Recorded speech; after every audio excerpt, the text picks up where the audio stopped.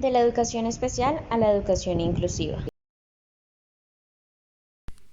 Muy buenos días, el día de hoy vamos a hablar sobre uno de los temas de los que más se está tratando en estos momentos, el cual es la educación o escuela inclusiva.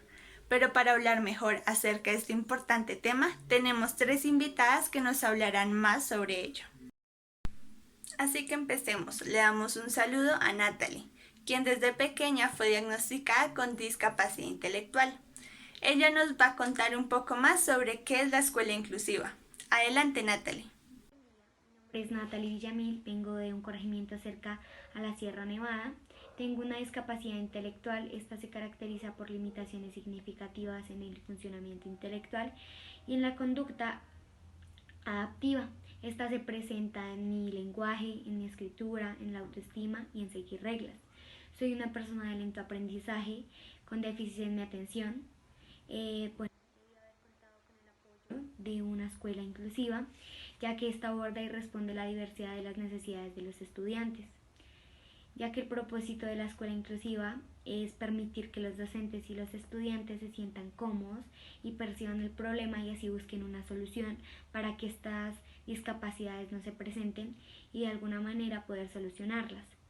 Reconociendo la diversidad y ofreciendo un buen trato integral en los ambientes educativos. Muy bien, Natalie, muchas gracias. Ahora que tenemos más claro qué es la escuela inclusiva, vamos a ver cuáles son las características de esta escuela, para lo cual Valentina, quien es una representante de las comunidades desplazadas por la violencia, nos va a contar estas características. Adelante, Valentina. Buenas tardes, mi nombre es Valentina Prieto Gómez y fui desplazada por la violencia. En mi pueblo natal, junto con mi familia, tuvimos que huir, puesto que grupos al margen de la ley llegaron a imponer orden. Por ende, nosotros no quisimos acatarlo y nos estaban amenazando. Al llegar a este nuevo lugar en el que tuvimos que acoplarnos a todo nuevamente, junto con mi familia conocimos algo llamado escuelas inclusivas. Nos llamó mucho la atención puesto que enseñaban según las necesidades y ofrecían la misma educación para todos. Entonces nunca nos perdimos de ningún proceso y junto con mis demás hermanos pudimos formarnos con una educación buena. Otra característica es que estas escuelas inclusivas están fomentando la colaboración, la empatía y el respeto, es decir, nunca existió algo en contra de nosotros como desplazados, ni siquiera de las demás personas con las que convivíamos. Otra característica es que promueve la participación garantizando un ambiente de aprendizaje, es decir, siempre nos estaban recordando nuestros valores, nuestros deberes, nuestros derechos, pero siempre nos hacían un ambiente armonioso en el que todos nos sentíamos cómodos. Otra característica, y esta me llamó mucho la atención, es que existe una diversidad, por ende se educa teniendo en cuenta las diferencias. ¿En qué sentido se habla de las diferencias? Cuando entre todos podemos complementarnos unos con otros y así nos podemos conocer mucho mejor.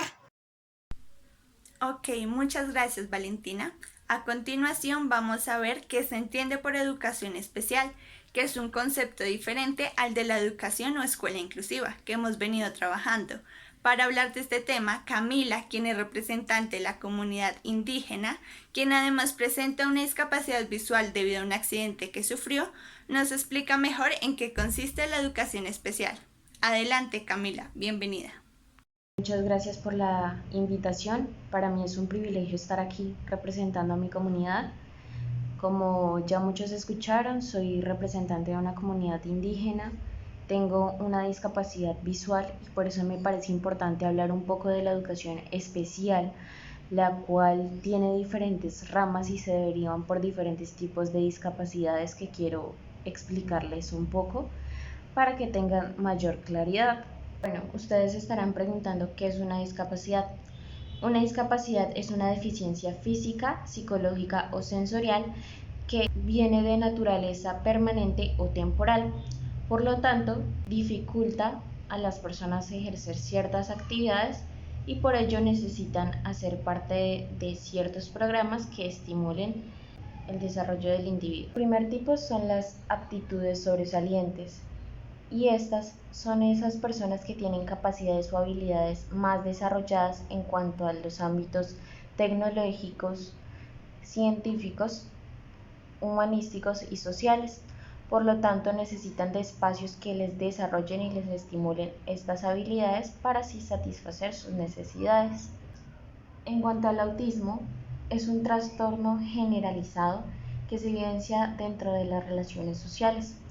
Allí ellos presentan alteraciones en las manifestaciones no verbales, como la expresión facial, la mirada y la incapacidad para establecer relaciones iguales con otros. En cuanto a la sordera, es la pérdida auditiva de la cual se requiere un estímulo sonoro de más de 70 decibeles para que las personas puedan escuchar. Para ello, la educación debe buscar metodologías y canales para poder educar a sus estudiantes, ya sean canales visuales, lenguaje de señas, entre otros.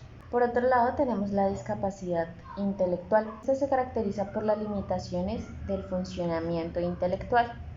Por lo tanto, no se evidencia una evolución en cuanto a la lectura, escritura, además de las habilidades sociales. La discapacidad motriz sabemos que esta dificulta los movimientos y la postura correcta del cuerpo de las personas. Además, se puede presentar en diferentes niveles, como lo son ligera, moderada y grave. En la discapacidad múltiple, pues ya presentamos dos deficiencias.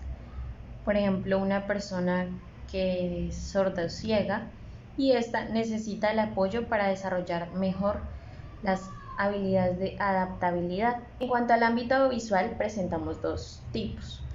El primero, baja visión, y el segundo, ceguera.